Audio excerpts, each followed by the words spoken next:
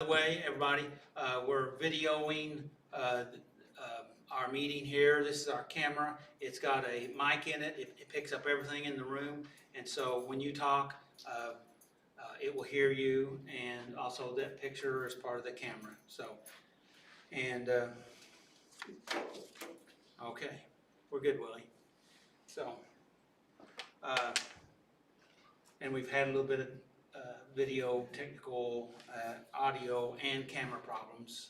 Other than that, everything's great. So, welcome to Saturday Night Live Life Recovery Meeting. And we're here to try to help all of you that's here and all of you that's out there watching us in video land. And Tommy said that he's going to be in a community room showing us on a big screen where he's at. So, anyway, hi everybody in Tommy's place. I'm waiting right here. Oh, you hear somebody come downstairs. So anyway, tonight we're going to be dealing with step 2, and that is we came to believe that a power greater than ourselves could restore us to sanity. How about that? Sanity. Everybody in favor of some sanity? Yep. All right. So how about if we just do a little breathing exercise to help us be open to some sanity. How about that? I don't know about you, but I need it. How about that? So I like this one breathing technique is that you breathe in twice. That may sound a little strange, but you breathe in like this through your nose, and then you breathe in again and fill your lungs even more, and then you blow out through your mouth. Now everybody try it.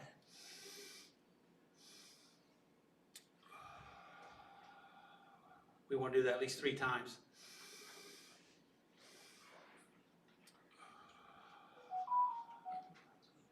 It's even better if you put your hand over your heart.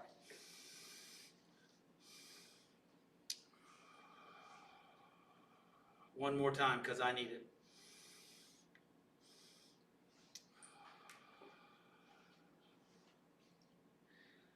That feels better for me. How about you? Yep. Yeah. Okay. So, anyway, thanks for being here. This is a place of recovery, whether you're online or here in person. We welcome everyone.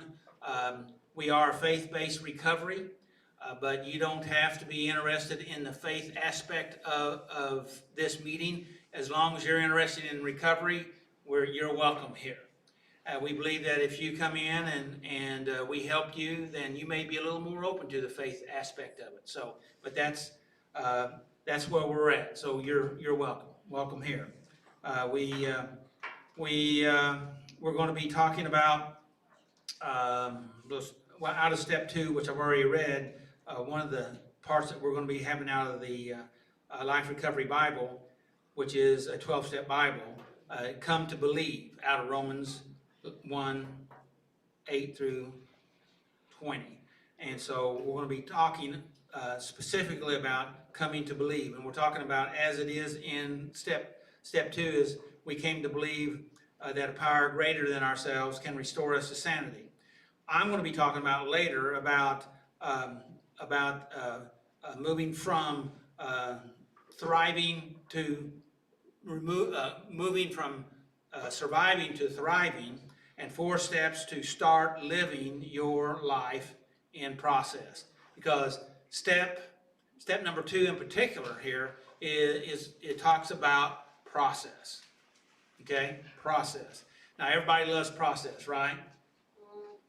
I hate that word. But process is very important because a magical thinking or fantasy thinking is that we think everything should be instantaneous.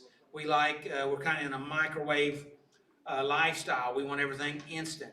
But the fact of it is, all growth is a process. All healing is a process. All recovery is a process. And hopefully, by the time we get through with this, we will come along with that. So, I wanted to share a few thoughts, quotes, and questions. And basically, it's some, I've got quite a few thoughts here and a few quotes. So, are you ready for this? How's the temperature in here? I came in, it was cold, and now I'm feeling rather warm, but I've been kind of focused on how's the temperature, you guys? Okay. Mostly. You started off like this. You wasn't for sure, but okay, end up good. All right. Okay, so a few thoughts and quotes. All right, what we have here at Saturday Night Live, we want you to to take the best of whatever we share and then just leave the rest. Okay, not everything connects with everybody all the time, but we want you to go ahead and connect, try to connect with it and take the best that will work for you. How's that sound? Is that all right? All right. Also, we're interested in process, not just perfection. Okay. We want progress, not perfection. Another quote is, "The unexamined life is not worth living." Have you ever heard that quote before? The unexamined life is not worth living. Socrates supposedly said that. And so and what we want you to do here at Saturday Night Live, and what recovery is all about, is for you to examine yourself and to make those adjustments that will help you grow and develop, mature, get better, right? Does that make sense? Okay. Step 2, one of the statements I have down here, only God can restore me to sanity. How about you? Yes? All right. Now this is a kind of an unusual quote, but this was one that I thought that I've shared this in the past, and this is from Spinoza. I don't know if anybody have ever heard of this philosopher, but he said this: emotion, which is suffering, ceases to be suffering as soon as we form a clear and precise picture of it. Shall I read that again? It's kind of a mouthful, isn't it? Okay. Emotion, which is suffering, ceases to be suffering as soon as we form a clear and precise picture of it. Anybody have any thoughts on that?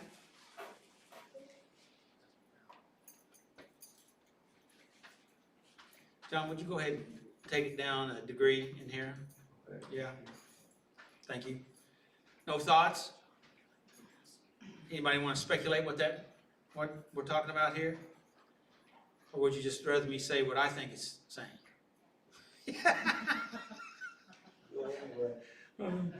So,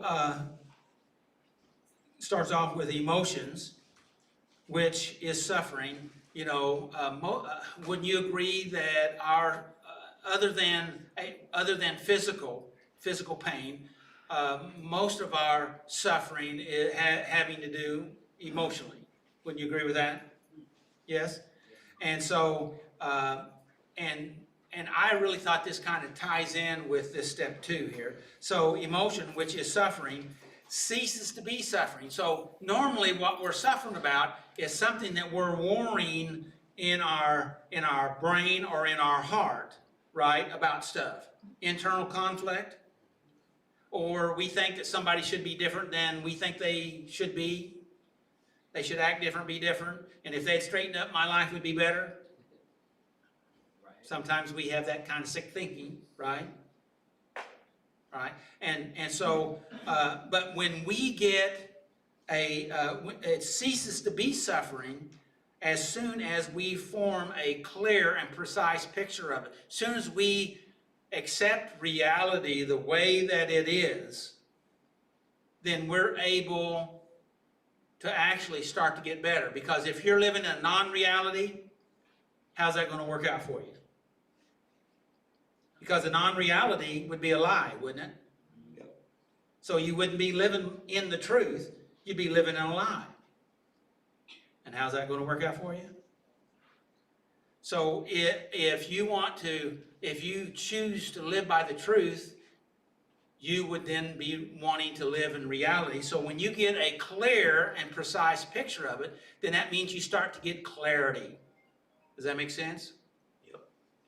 When you're confused, emotionally dysregulated, anybody familiar with that term? Emotionally dysregulated?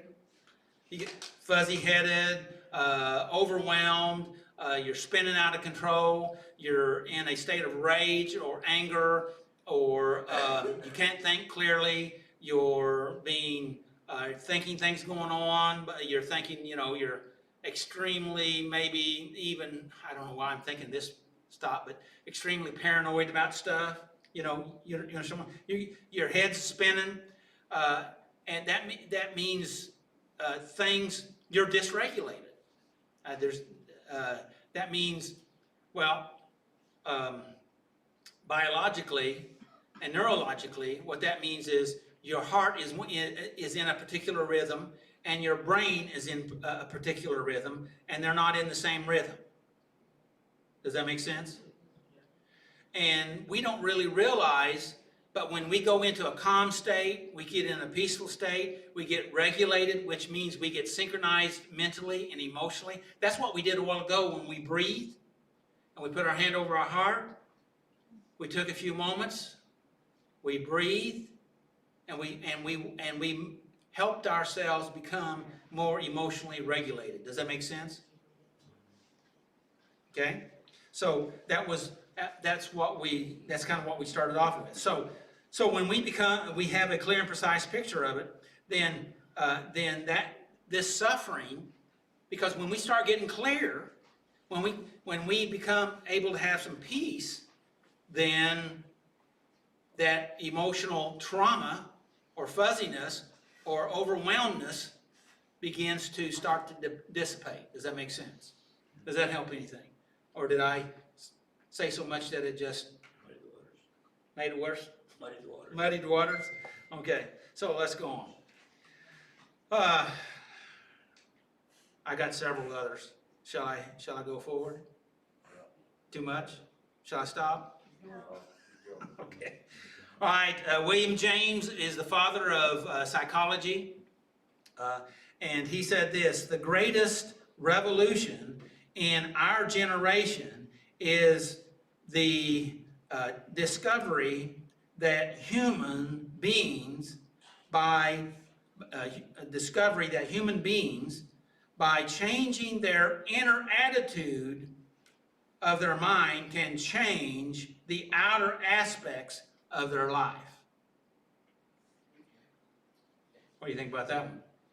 Ring true with you?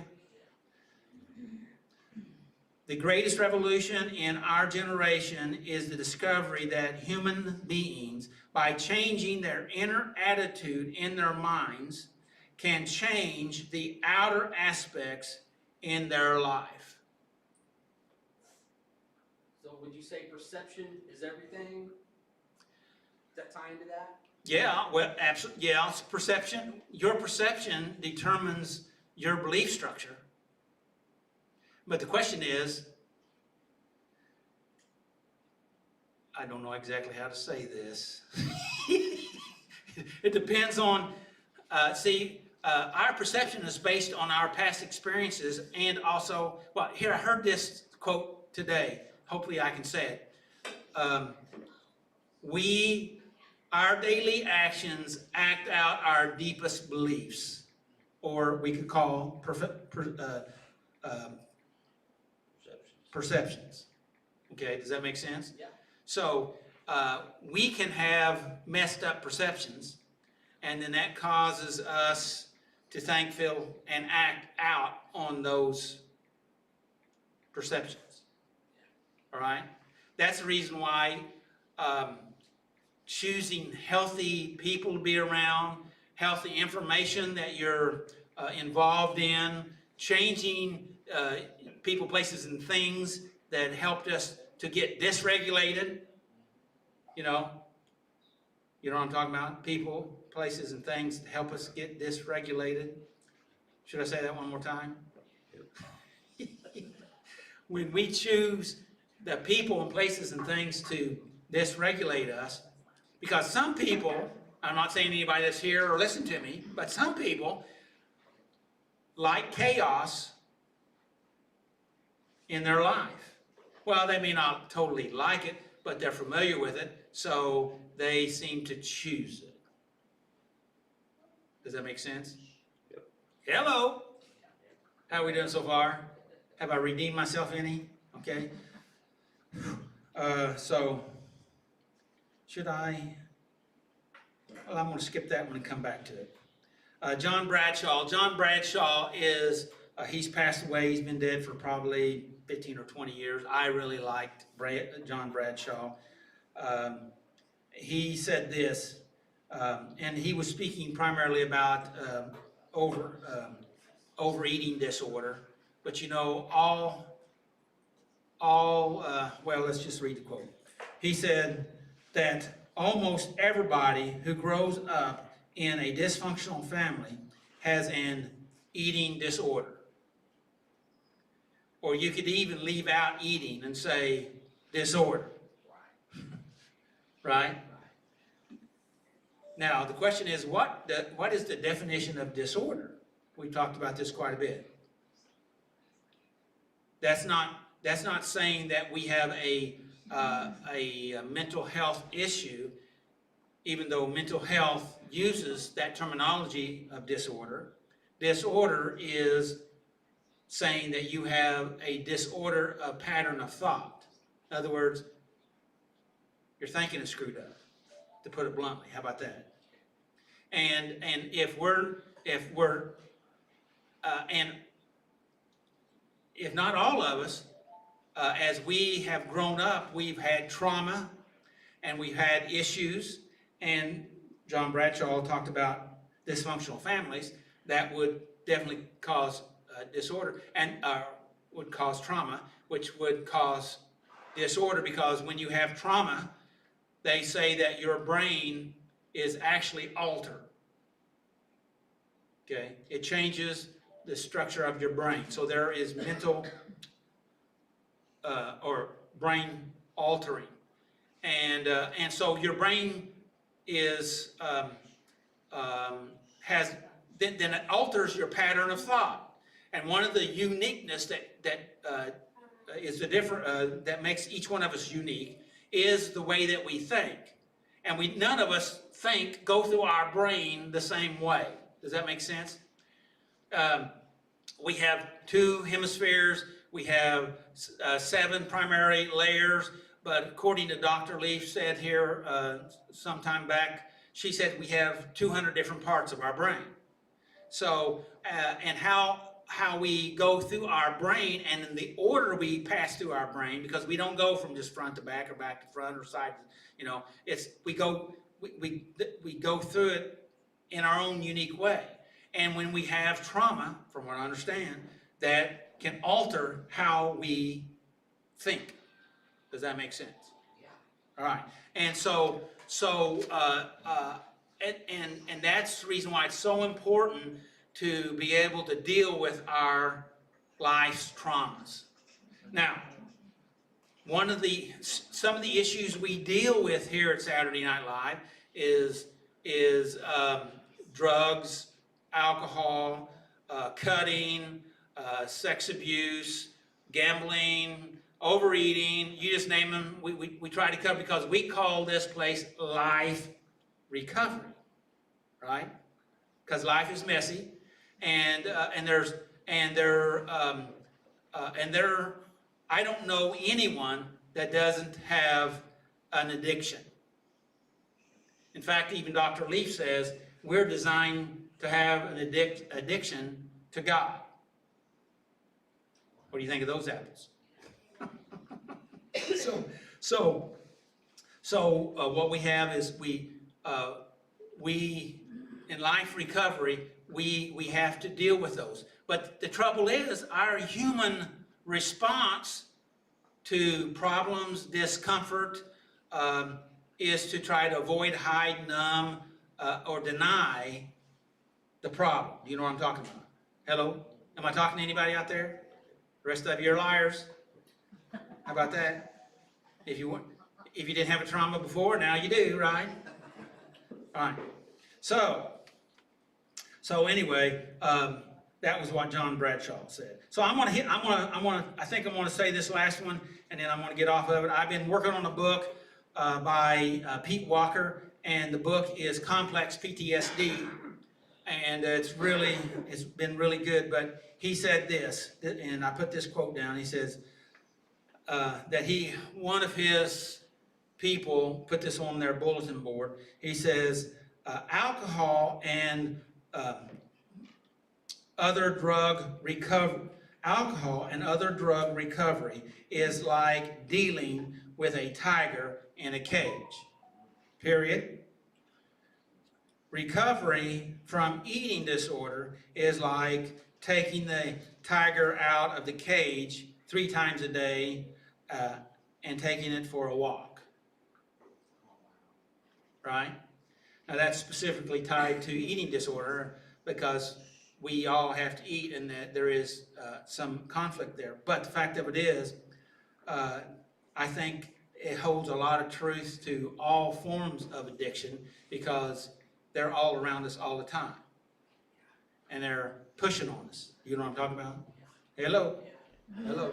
And so we are, to some degree, walking with our addictions because they want to talk to us. Anybody here have some of their addictions talk to them? Yes, it does. And it's how you respond to that is so important. What does that mean? If you deny they're talking to you, then resistance draws it to you. Have you ever heard that? So you have to deal with it. And you have to change that impulse. And hopefully I'll talk a little bit about that later on tonight. But we have to be willing to recognize, deal with it, and decide what we want in our life. In other words, what's your personal value that you want in your life? That's a question. You don't have to answer that. Just think about it. What's your personal values that you have in your life? Now, I just had this question come up to my mind. And what are issues that push us around our addictions? Do those addictions interrupt or affect our values that we desire to have in our life? What do you think? Anybody have any comments? Okay. All right. Did it cool down in here? Because I'm a lot hotter. Anyway, okay. I think we'll go ahead and get going here. So, Heather, you're going to read us the 12 steps. Do you have the paper, or do you want? We got one right here if you need it.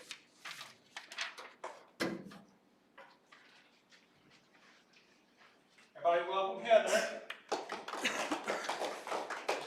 Hello. All right, so we're just reading Just the steps. the steps, okay. All right, we admitted that we were powerless over our problems and that our lives had... Get to the mic because I can't hear you. Okay. We admitted that we were powerless over our problems and that our lives had become unmanageable. We came to... Look like you're straining. We came to believe that a power that greater than ourselves could restore us to sanity. 3, we made a decision to turn our wills and our lives over to the care of God.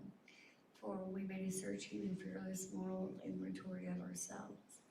5, we admitted to God, to ourselves, and to another human being the exact nature of our wrongs.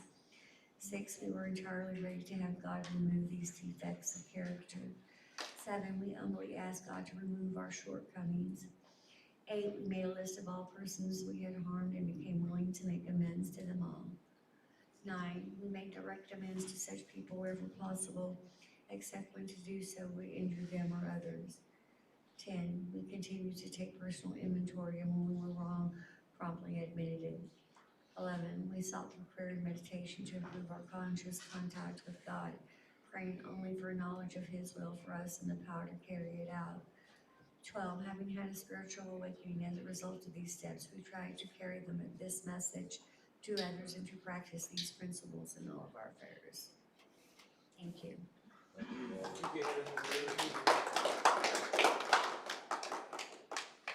Rick, you're up.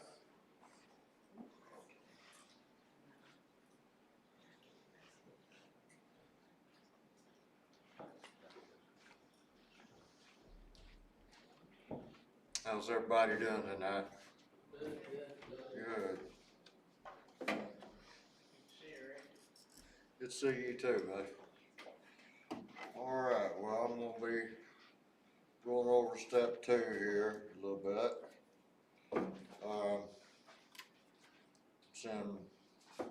We'll be in Romans going from 18:20. It says, but God shows his anger from heaven against all sinful, wicked people who suppress the truth by their wickedness. They know the truth about God because he has made it obvious to them. For ever since the world was created, people have seen the earth and the sky through everything God made. They can clearly see his invisible qualities, his eternal power and divine nature. So they have no excuse for knowing God. And I've always in the past had a problem with accepting that there was, a power that I could not see, I could not touch, but in all reality, we can touch these things, we can see these things, and all of us that's sitting around here. God created us all. God created everything around us. So he's made his power known to us. I'm gonna read this little side note right here because I like this so much. Saying that we came to believe suggests a process. Belief is the result of consideration, doubt, reasoning, and concluding. The ability to form beliefs is part of what it means to be made in God's image. It involves emotion and logic. It leads to action. What then is the process that leads us to a solid belief and changes our lives? We start with our own experiences and we see what doesn't work. Looking at the condition of our life, we realize that we don't have enough power to overcome our dependencies. We try with all our might, but to no avail. When we are quiet enough to listen, we hear that still, small voice inside us saying, there is a powerful God, and he is able and willing to help us. The Apostle Paul said it this way, the people who need God, know the truth about God because he has made it obvious to them. And this next part right here, and don't get me wrong, I'm not trying to add to the 12 steps in no way, shape, or form, but I've always kind of thought they should have been a 0 step before the first step, because in order for me to get to step 1 and then to step 2, I have to first recognize that I have these addictions, that I am insane, in order for me to get to where that I could receive help. And then when I read this today, it just kind of verified that for me. It says, recognizing our internal weakness is the first step to recovery. When we look beyond ourselves, we see that there are others who have struggled with addictions and recovery. We know that they too are unable to heal themselves, yet they now live free of addictive behavior. We conclude that there must be a greater power that helped them. Since we can see similarities between their struggles and our own, we come to believe that our powerful God can restore us to sanity. This is where many people are when they get to step 2. It is a good place to be on the way to recovery. And I'm going to read a couple questions out of this book here and try to answer them to the best of my ability, which shouldn't be too hard. Especially this first one right here, I know all too much about. Willie will help you if you need some help. Huh? Willie will help you if you need some Willie, will you help me if I need some help? help. Gotcha. All right, buddy, I knew I could count on you. How have my experiences shown me that my way of living is not a satisfying or productive way to live? Loss of friends, family. I could go on, the list goes on and on and on. It's all loss. But number one is the loss of my self-respect, which I've done many, many, many times. And number 2 here, I like this question here too, is how have I seen God's power at work in people's lives? And I have a few friends that I can actually call friends that I can count on one hand, that I've seen God working in their lives, and I've seen them being restored. The main one that comes to my mind, I won't call no name, but he's on his way to 30 years of sobriety, and he did it with the power of God. And I truly believe in this step. I come to believe that a power greater than myself could restore myself to sanity. Thank you. Good, Rick, thanks.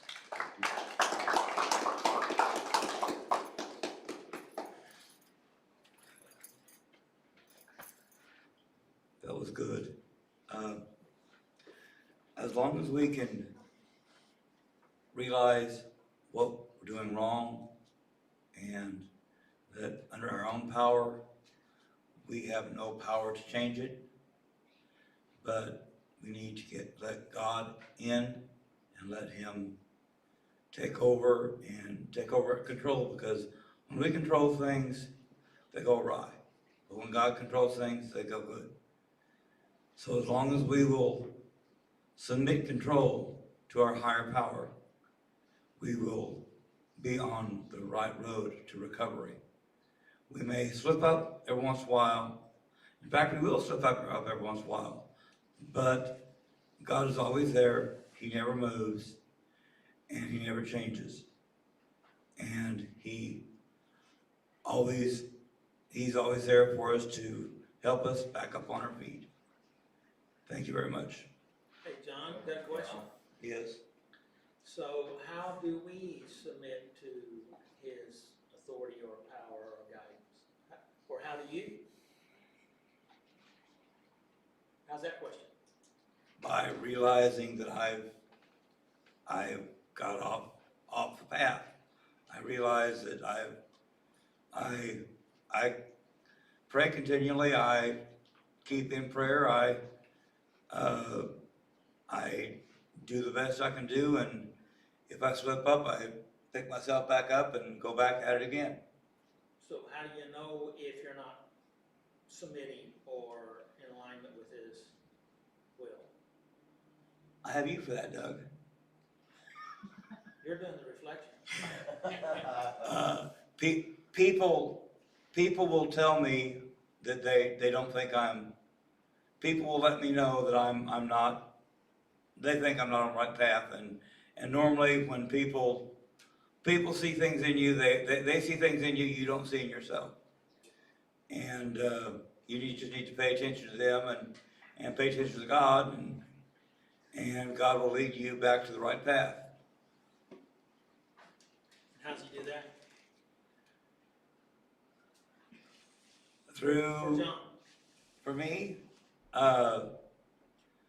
just he gently nudges me, reminds me that I've got to get back on the right path to sanity and sobriety, and he gets me in the Bible and scriptures and leads me around people that are of a sober mind and sober spirit and helps me back on the path. That's good, John. Thanks.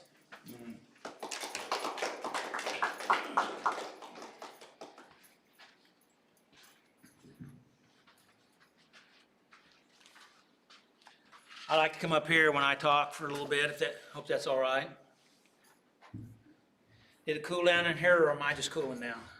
Yeah, it's cool down. Oh, yeah, well, it feels a little bit better. All right, to be honest with you, John, now, I want to hear your response there. As a good diversionary tactic there, to try to push it back on me. And I just, I'm just saying, that you are one of my people leading me back in the path. well, thank you for that. But just like all of us,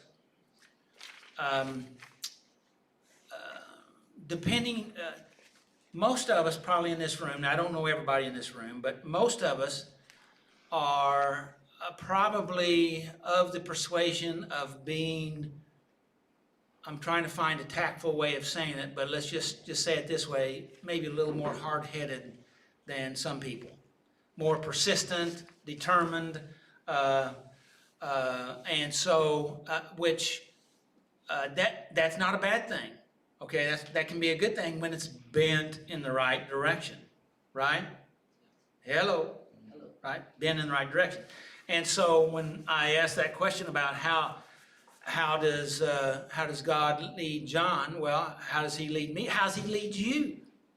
Before I answer it, anybody want to say, how does God get your attention, or how does he prompt you that you need to make a correction? Anybody want to share? I feel it inside. I know when I'm not doing right. Okay. So you know when you're not doing right, but something about inside. I missed the first part of that. Inside of me, I know right from wrong, and I know Yes. that inner peace, and if I lose that peace. All right, peace, that peace that passes understanding, and you have that, keep your heart and your mind, yes. All right, yes, Rick? I think, for me, a lot of it, when I feel God's presence telling me that I need to change direction, repent, and turn around, is when I feel the guilt and the shame of what I'm doing. Okay. Yes, all right. Yes, sir. I think for me, it's when things start going wrong and I start getting into stuff I shouldn't be getting into. That's when the red lights start showing up, or, yeah? Well, hopefully before that. Oh, before that. Yeah. Well, and back to that persistence, you kind of set me up for this, but that persistence or determined or hard-headedness, to the degree that there's a scripture that talks about that it talks about searing the conscience with hot iron. Anybody familiar with that scripture? And that means that we have lost some of the sensitivity. Anybody here know what I'm talking about? Losing some of the sensitivity, like you was talking about being sensitive. And so when we lose that sensitivity, then that means we've missed the first several. Hey, you need to change. You need to correct. You're on the wrong path. And then the next thing you know, you start hitting situations that are more troublesome. And if we just decide to bull our way on through, which we've all been there to some degree, right? Then then the next thing you know, we take ourselves further and further away from his guidance and his protection, and it causes us to be more susceptible to rougher and rougher places. Is that a reasonable scenario? Right? Anybody else want to share how how you get, are able to have that connection to God, so you know when you need to make some correction. Anybody else? Well, I was wanting to talk about the submitting part, Okay. because I'm not a monk. I live in the world. Every time I step out into the world, I'm not literally submitted to God. If I was able to not, be out there like, I don't know how to explain it. Once I get out into the world, I'm in the world, I'm doing things that, there are all kinds of opportunities to do things that are not of God, Right? so I can't stay totally submitted to God. It's kind of like Paul said, the things I don't want to do, I do. The things I don't want to do, I don't do. Or however he says that. Yes, I understand. So I get Romans out there. chapter 8, I get out there in the world, I'm doing things. chapter 7, I'm excuse not me. submitted to God, but I still love him in my heart. But I guess the things that kind of turn me around are, I guess, a tug in my chest. Okay, The Holy Spirit all right. convicts me, Mm-hmm, or chastens me, mm-hmm, and it has that effect, especially like when using.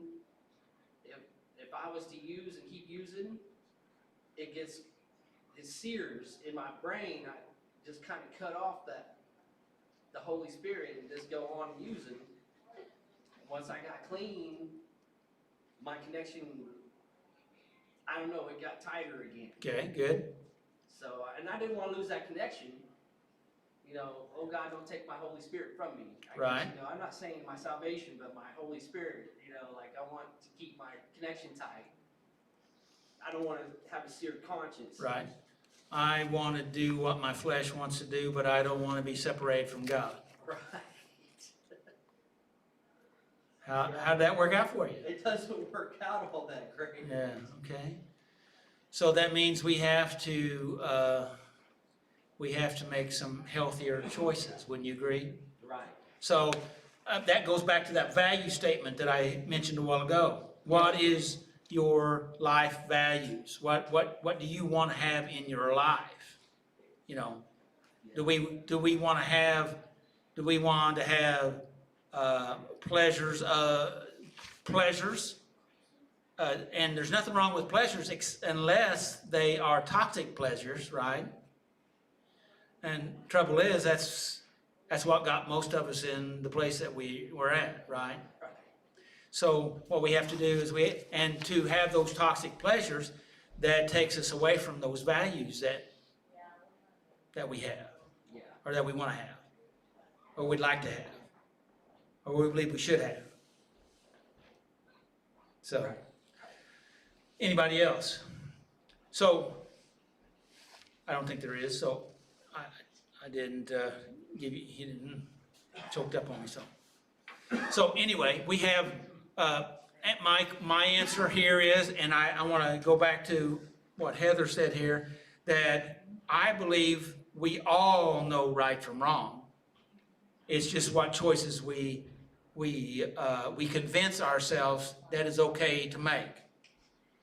And the more of those we make, we tell ourselves, or we sell ourselves the lie that we got away with it this time, and so we should be able to get away with it next time, right?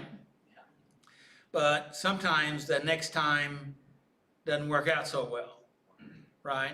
But each time we do that, we go further and further away from what we say is our real core values, what we really want in our life. In other words, we're selling off pieces of ourselves.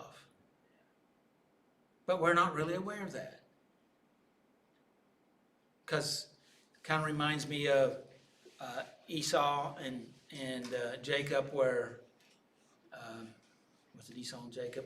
Where he came in and he wanted a bowl of soup. And, huh? Sold his birthright for a bowl of soup. Yeah, sold his birthright for a bowl of soup. Because it didn't seem to be a lot of worth to him at that moment, because he was hungry.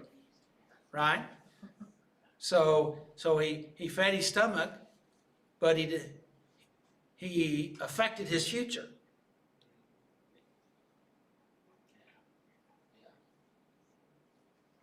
Nobody here's ever done that, right?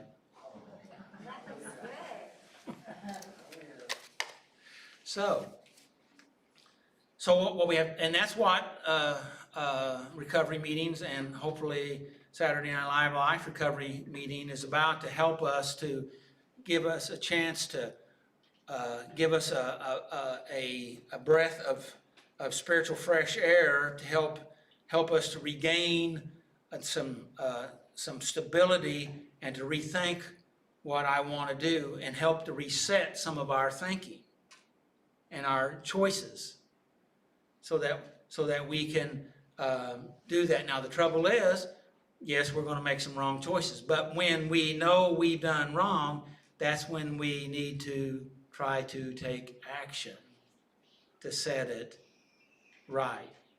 When we mess up, we need to clean up. Put it in a different way, right? When we mess up, we need to clean up. A lot of people like to mess up, but they don't like to do the cleanup, right? Yep. But when we start to learn to do the cleanup, we begin to see the devastation of the mess up. Does that make sense? Yep. That's not too harsh, is it? I think it's kind of real, to tell you the truth. Yeah. You know, like you saying, Rick, and it was really good on your step, that what has those past experiences basically cost me? You know, what have I experienced? And at the time, it wasn't all that big deal because it wasn't, didn't, what you wanted wasn't what you were giving up, right? Right? But somewhere down the line, we have to realize, wait a minute, what we gave up was very important. It's important to me. Now, I want to factor in here, sometimes in our insanity, because that would have been definitely an act of insanity. Wouldn't you agree with that? And when we're insane, that means we're not thinking right. And we're being driven by emotional pain, physical pain, or I want to say, fear, and that can grab a hold of us and take us. That's not an excuse. That's just a statement of potential fact. And that means we have to be willing to come back to that point of recognizing our values and choosing, I want this in my life. I choose this in my life. And every time the old situations that come up or present themselves, people and supposedly friends, situations, how many times have I heard people say, when I decided to stop using dope, then I walked out of the store and there it was laying on the sidewalk. Or I had one guy said they threw it in my front yard. Right? Yeah. I mean, I remember when I decided to stop drinking myself, no one had ever offered to give me anything until I decided to quit. And that's the truth. And that's the way it is in a lot of situations. I wonder what's behind that. You got any ideas? Something that you may not like. What's that? Would you reach in there and find something that you may not like? Yeah. Well, it's not really good for us anyway, right? Right. So, any comments before I go on? You have something you Well, want I've to say? heard somebody say not everything's the devil, but I'd like to say a lot of it is.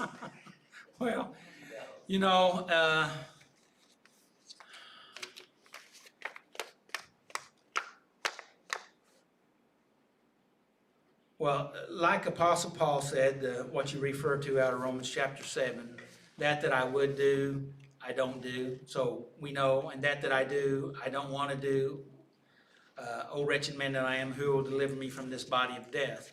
And we have this going on, and we know inside. And the trouble is, ever since Adam and Eve, they knew what they weren't supposed to do, but they ended up doing it anyway, right? And they had a relationship with God that none of us I'm thinking that probably none of us has been able to experience as of yet, all right? And it amazes me a little bit how they decided to run from God instead of go to God. Does that make any, you understand what I'm saying? And all of mankind has been doing that ever since, trying to hide. And isn't that what the addictions are about, whether it's drugs, alcohol, sex, gambling, rage, violence, cutting, it's all a avoidance technique to escape this reality into something else. Instead of dealing with it, and I grant you, when some of this, a lot of this starts in early childhood, when nobody has strength to deal with things in a healthy way. They just have to survive. So congratulations, you all survived. You're survivors, okay? And that kind of goes back to my title is from what was my title? From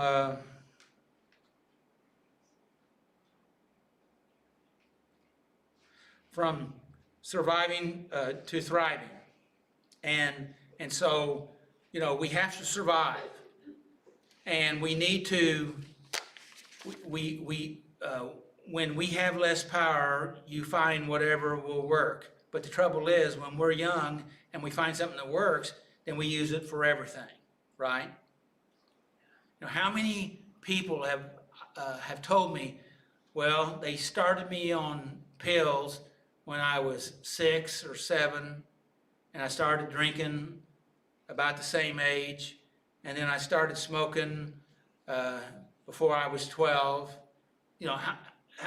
And just and you don't have any, and that's the way you're trying to deal with your emotional dysregulation is through these means, and so you really don't have any personal coping skills. But when it starts taking your life away from you, which it does that very early and you don't recognize it, would you agree with that statement? And then when you finally get to the place, and how many times have I heard this, I'm about to die. And I've heard that many times. And so we kind of like what we talked about in step 1, we finally, King Nebuchadnezzar, finally came to himself and made a change. And that's really good when we can come to ourselves and make a change. So, any comments before I move on? I like this one statement that's made here in the 4 steps to start living your life in process. And process is so important because it's not just one and done. It's an ongoing development process. Has anybody ever went through you had a sickness and then you went through a healing process? Nobody was healed overnight, right? It comes a little bit at a time. Let me ask you a question. Was healing painful for you? Yep. Isn't all healing painful? Yep. But it's healthy, right? And we're willing to deal with that pain of healing. Are we not? And so, whether that's physical or emotional, okay? I say this all the time to folks, and sometimes it's hard to understand. Oftentimes, it feels worse as things are getting better. Okay? That's in all forms, even in physical healing. Like a cold, you're sick and you have a fever, you feel not good, but when the fever breaks, that means the infection or the virus has been dealt with. Now your body purges everything, and actually the purging process, the cleaning up of your body oftentimes feels worse than when you had the sickness, right?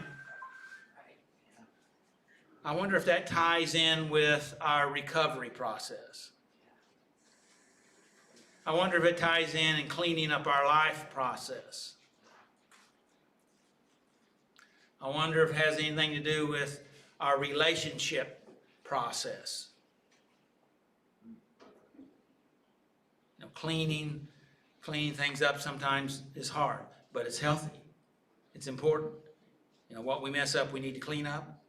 Have you heard that before? I know you have, because I just said it earlier. Sometimes I just crack myself up. What can I say? Okay.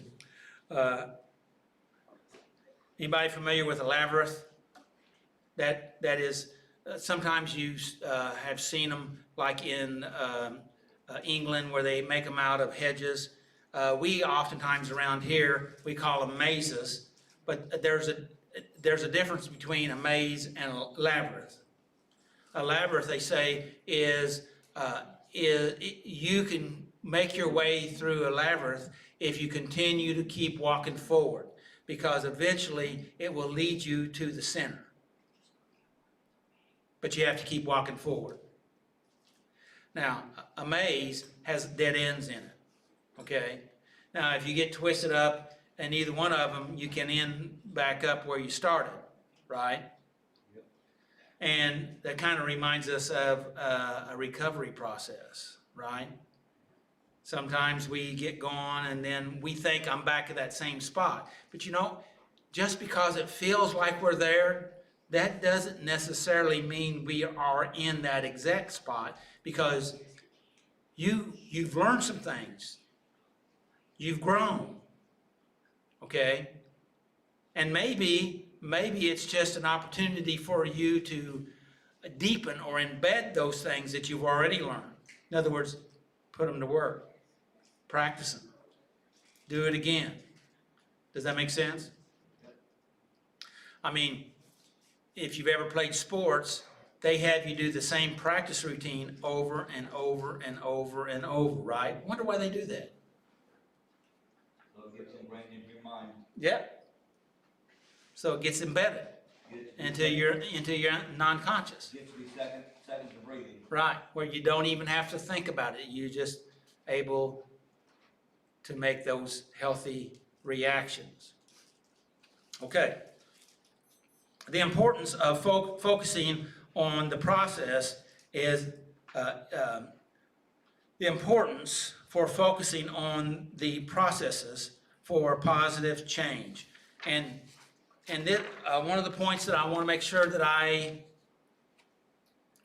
cover correctly here, and that is that if we can focus on not just the outcome, but the process that's going on. In other words, if I can focus on the learning, all right, most of us grow up with the idea it's about the outcome. It's about the bottom line. It's about the finished product. It's about getting the job done, and that's it. But for most of life, and with recovery, it's about the process. It's about the journey. It's what you get along the way. Does that make sense? And I have had a bad habit a lot of my life, is just focusing on the outcome. They say smell the roses. My wife tells me that all the time. Look at the trees. Okay, all right. But I'm usually focused on what I got to do. But she's right. Okay. Now the trouble is, I'm colorblind, so what trees I see is not the same thing that she sees. So it's a little bit different. But she's right. Linda, you're right. I'm talking to my wife there. get saved. Yeah. And, cause you're always right. I don't know, I had a funny feeling when I said that. Anyway, mostly she's always right. How about that? That's probably, so anyway. So here's some key points about this topic. And that is, some psychologists believe that mental illness should be treated not with individual protocols, but with underlying processes that promote change. What does that mean? To me, what that means is that they're saying that most psychologists says that everybody is unique and not one size fits all. Does that make sense? On some of the protocols. And oftentimes we like to use systems that somebody has created and that we follow the system and we think that should take care of the problem. And the trouble is, medical doctors, MDs, they refer to them as practicing medicine, right? So, and a good doctor is one that has had a lot of experiences and know they have an idea of what works best in certain conditions.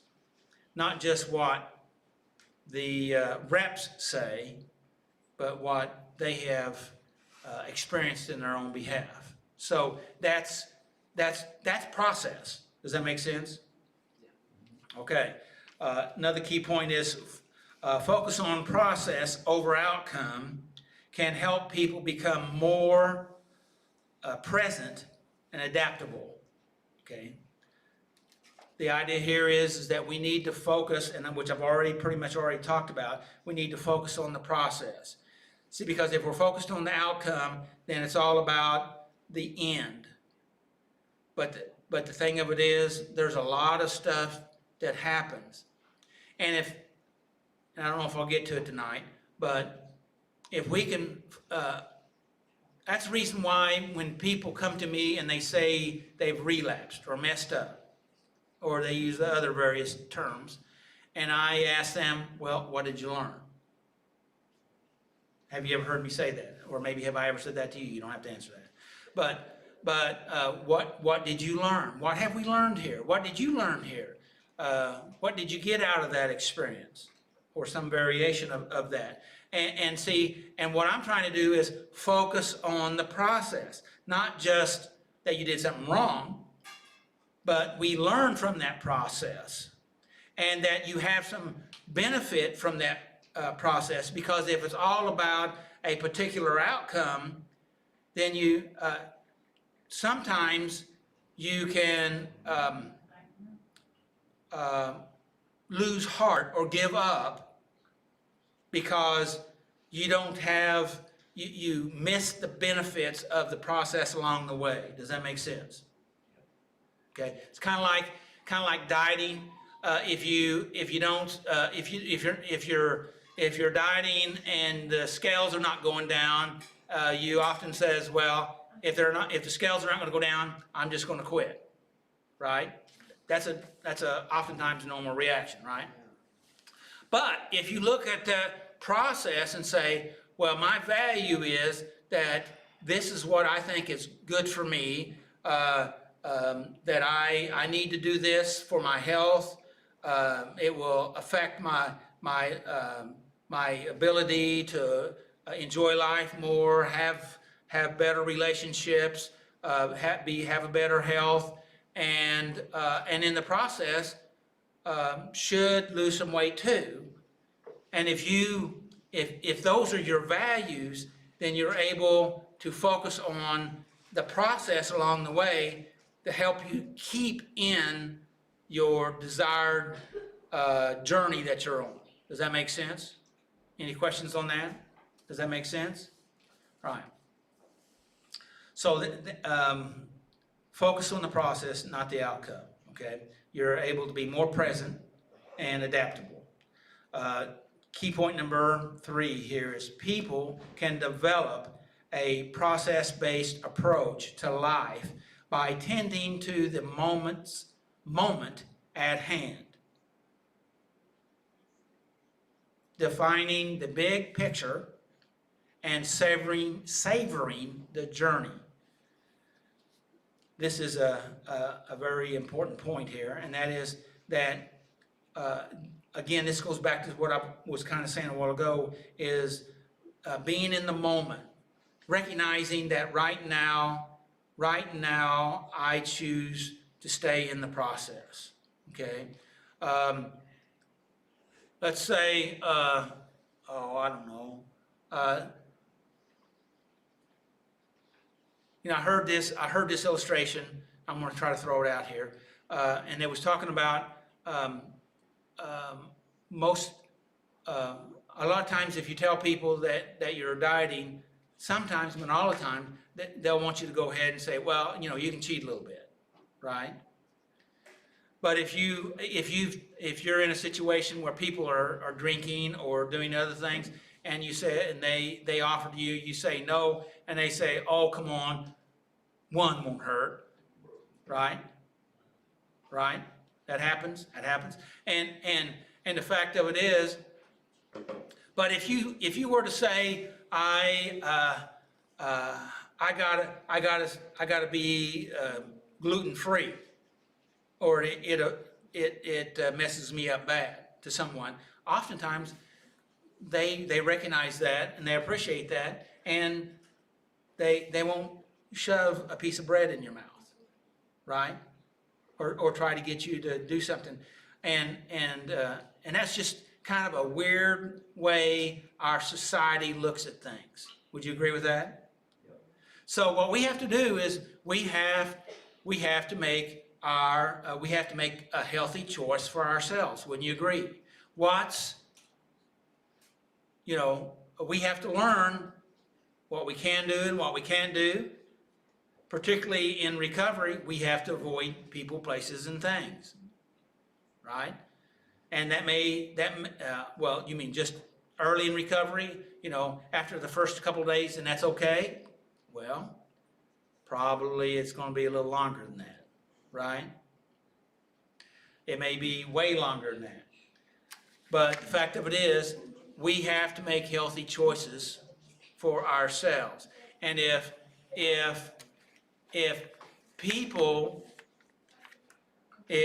your supposedly friends or acquaintances want to sabotage your life, then maybe you need to make some changes. Would you agree with that? Okay. Now, sometimes that's hard to see because you say, well, they're my friends. I got a lot invested in them. Yeah. That could be true. But the fact of it is, how much poison can you tolerate?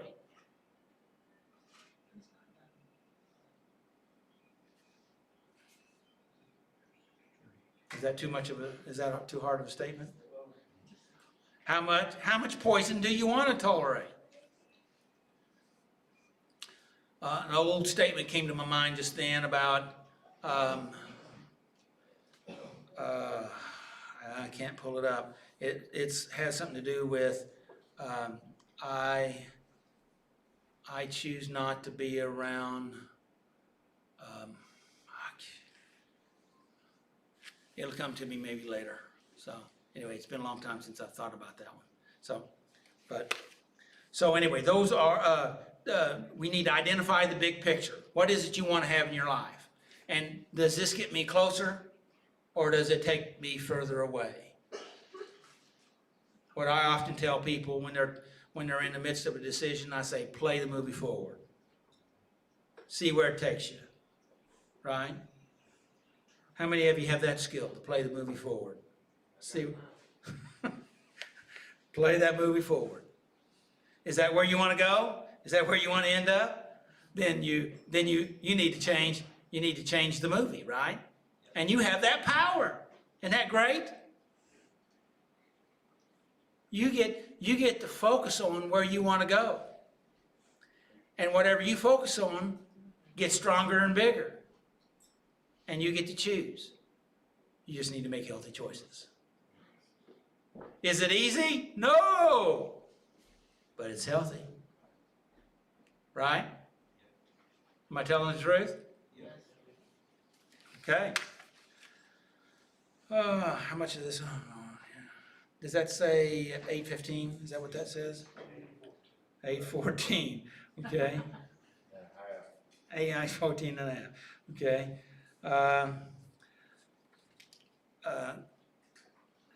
Anybody familiar with Carol Dwexler? She wrote a book on the growth mindset. Okay, growth mindset.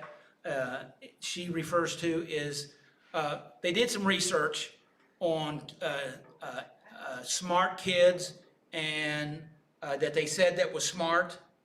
And they found out that smart kids, when they were doing things and they failed to live up to their expectations of being smart, they would give up because they were outcome based. All right, they were fixed mindset, okay, instead of growth mindset. And they had another group of kids that they reinforced with them that they were good, hard workers, okay? And they reinforced that they were hard workers. And they were working on the same problem that the smart kids were working on.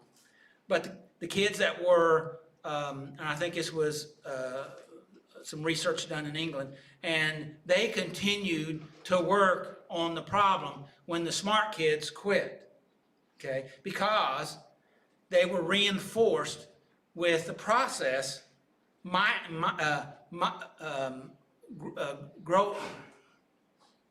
growth mindset to continue to keep working on it, because it wasn't just on getting the right answer, but it was about working hard on trying to find the answer. Does that make sense?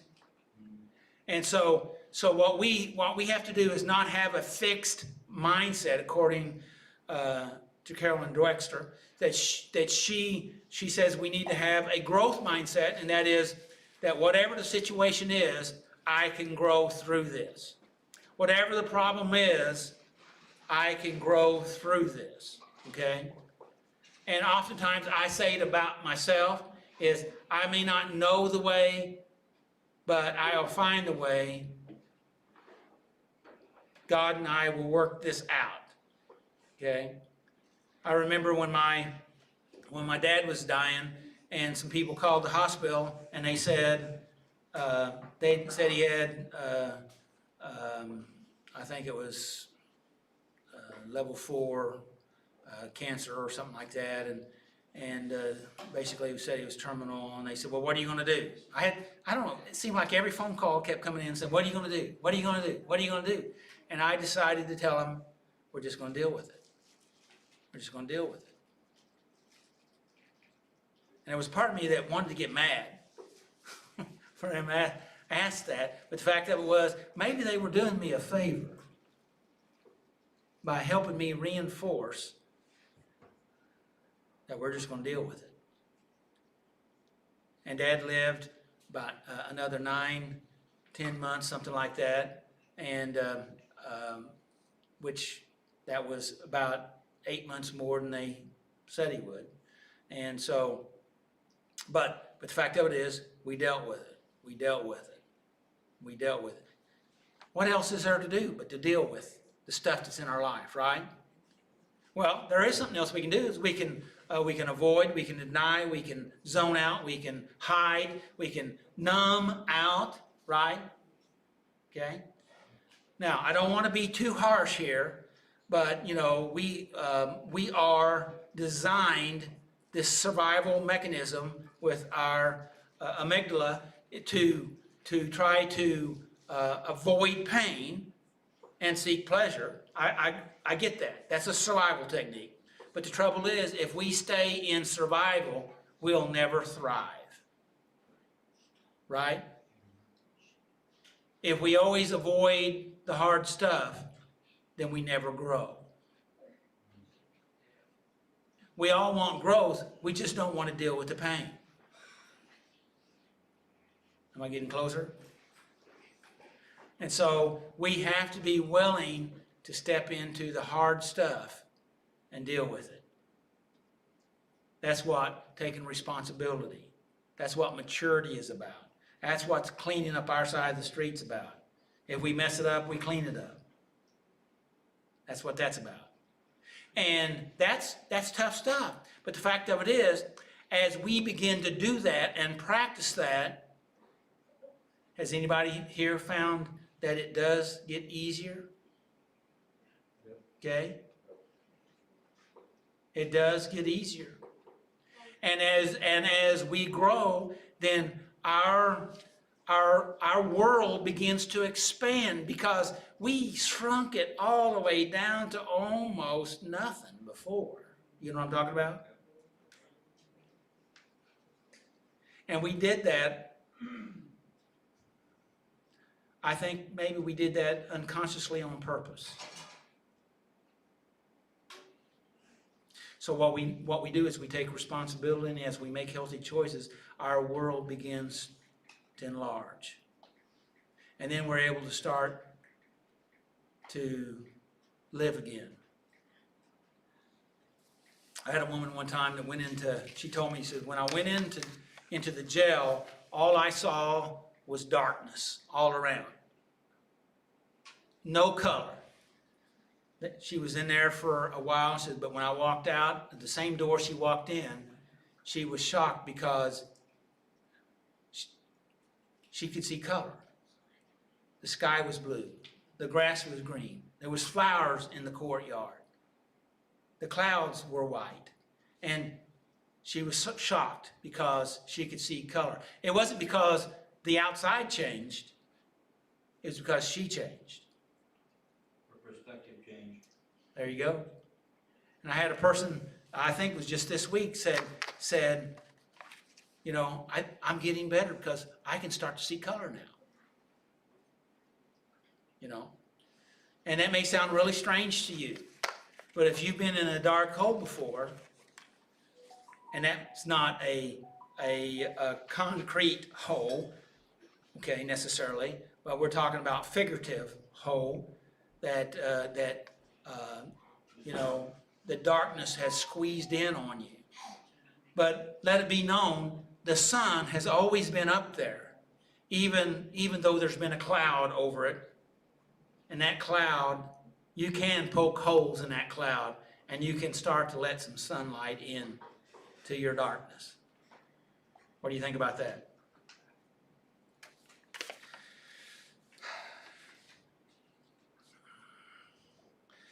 So when old patterns start showing up in your life, you have a decision to make. You can say, you know, you can make choices to go with it. You can get angry and get mad about that. Or you can recognize it's an opportunity to deal with your stuff in your life, to make healthy choices. Okay? Now, being mad at it is better than going with it, but being angry is resisting, and what you resist persists. Okay? So, but dealing with it, recognizing it, and say, oh, I have some more work to do. This is not where I want to go. This is not what I want to be. My values are this. That does not line up with my values. And pulling into that helps us to be motivated for growth.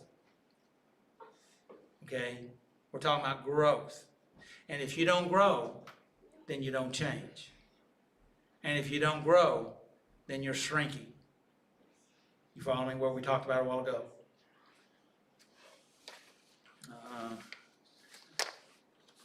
Let me give you the four points. All right. The 4 points are this.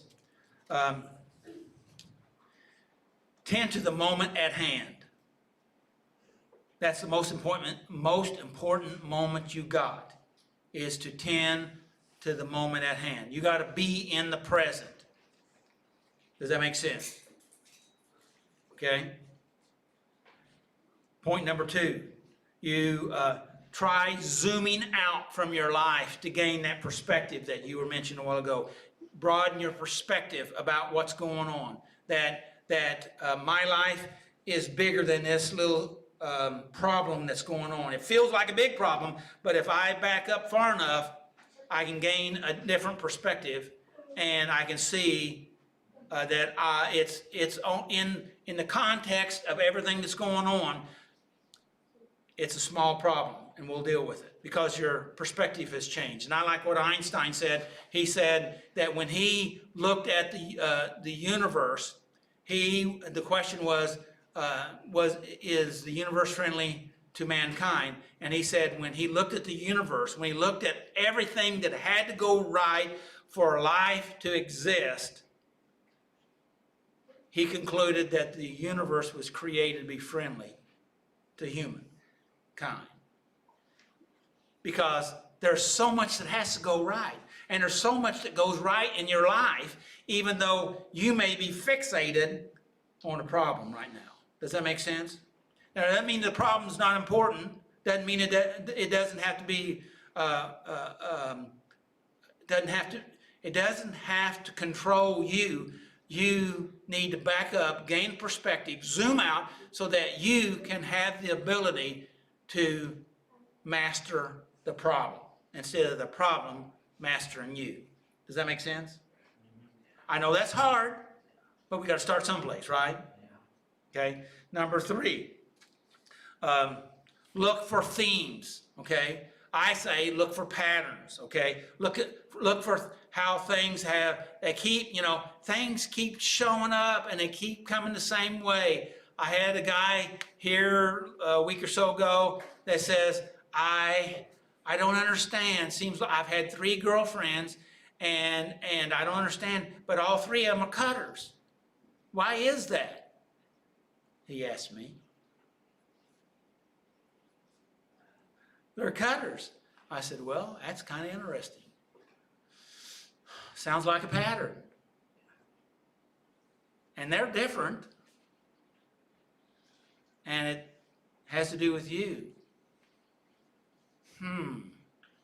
So I can't go into the conversation, but I'm just saying, if there's a pattern that you keep having, then it has to do with something in you that needs to be resolved. Wouldn't you agree with that? Right? And you say, well, I just wish it would quit showing up. No, that's the wrong answer. The answer is you need to fix the problem. Right? You need to heal the issue.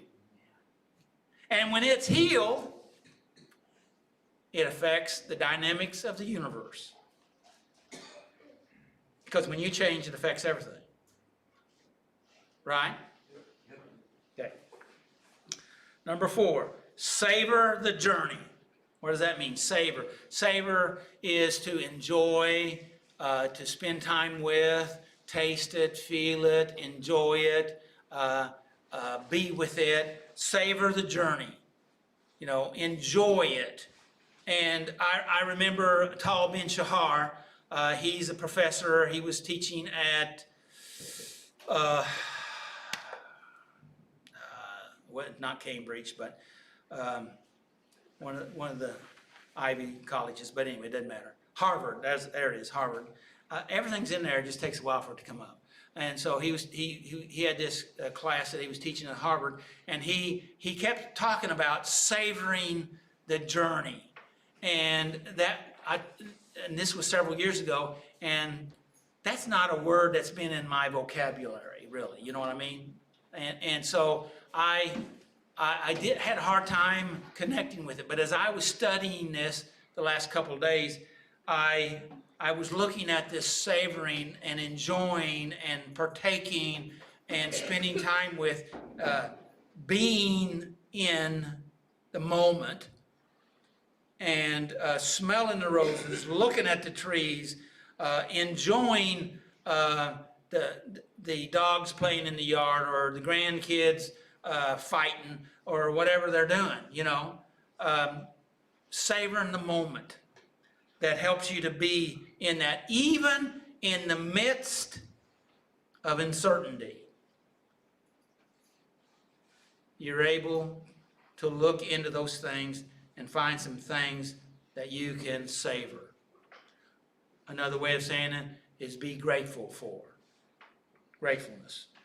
Gratefulness changes us. It alters our brain. We're talking about trauma and how it affects our brain. Gratefulness will begin to heal some of that trauma. All right? And by the way, gratefulness is grateful for what you are truly thankful or grateful for, not pretending that you're grateful or trying to act like you or do or be grateful for something you think you should be grateful for, but you're really not. So it's authentic gratefulness, okay? It's not fake it till you make it, all right? Because fake it till you make it is lying to yourself. And lying to yourself causes disorder in you, okay? Does that make sense? All right. I had another little topic that I was going to hit. I'm just going to touch the three things real quick because I think they're really interesting. And that is 3 habits that will make you mentally strong. Interested? Yeah. All right. And I'm just going to hit the habits. Be honest about how you feel emotionally. Be honest to yourself. Be honest to yourself, how you really feel. We lie to ourselves so much that we deny our own feelings. Does that make sense? And when we do that, then we're training our brain to not to pay attention, to turn them off, or even beat us up when we have some. You follow me? Does any of that make sense? Number 2, resist unnecessary mental time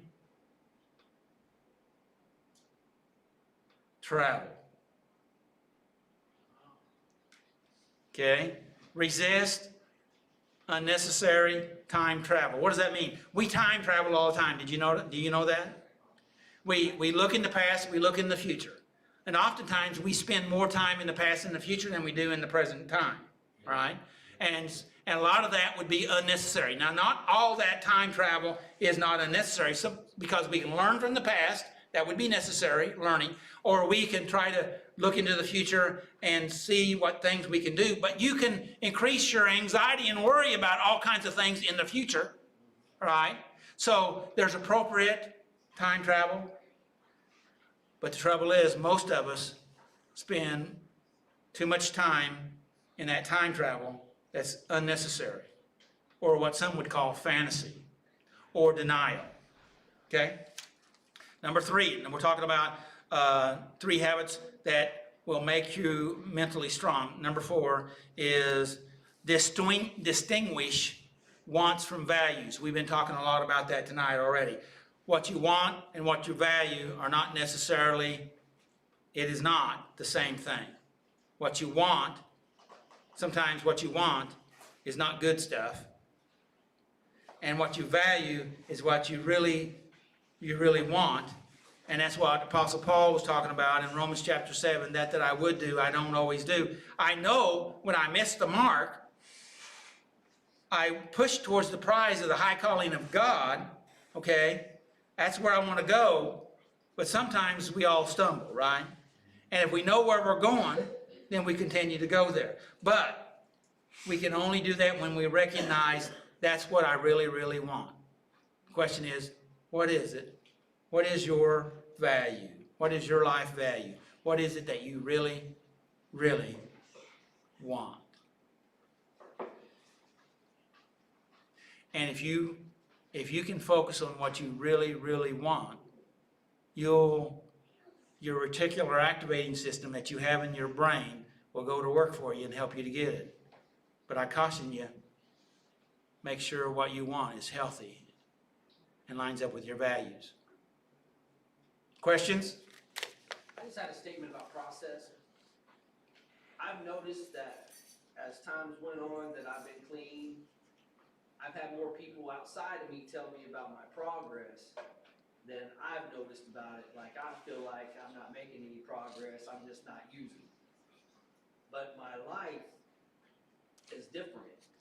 The things, goals I've knocked down and all the things that I can't really see those, but the people around me have noticed, like, hey, you're really starting to really tear shit up, you know, I'm sorry about that, but, you know, you're really doing good, and I'm like, nah, really, you know, and they're like, yeah, good for you, you know, and I'm like, okay, well, I just thought I wasn't using here, you know. And that happens to all of us, because that means you are making some changes, and you have some process going on, and congratulations, and you need to listen to them and recognize that. And the trouble is, sometimes we ignore our progress, okay? Because there's a part of us that thinks it's all got to be painful and hard, okay? But that's not necessarily true, okay? And sometimes if we just let ourselves be, then things start to happen in our life. And so recognize that, and when they compliment you, say thank you. Thank you. Thank you. And mark it down mentally, emotionally, okay? I'm not sure what they're seeing, but they're seeing something, right? So mark it down for yourself. Also said you don't see it, right? Right. When we're using, all we're doing is spinning the wheels, and that's what we're used to. When we get straight, we don't use, every day you don't use progress, man. Yeah, So, Yeah. good job, bro. every day. And the fact of it is, when we're using or acting out, we are in a disordered state. And we are not even conscious. Our brain shuts down particular areas of our brain. We're not able to even think. We're only reacting, okay, to survive, to deal with the threats. And if we're dealing with some drugs, everything's a threat. And but now you're starting to have clarity, and so you are not sure what's going on, okay? But and it can even feel irritating because you're probably been used to chaos, and now it may start to be a little more peaceful. But it's after 8:30, and we need to go, and you got to go. See ya. Thanks for your help.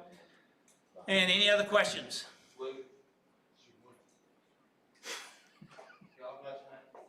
See ya. All right. May the Lord bless you, keep you. May His face shine upon you and give you His peace. And make healthy choices.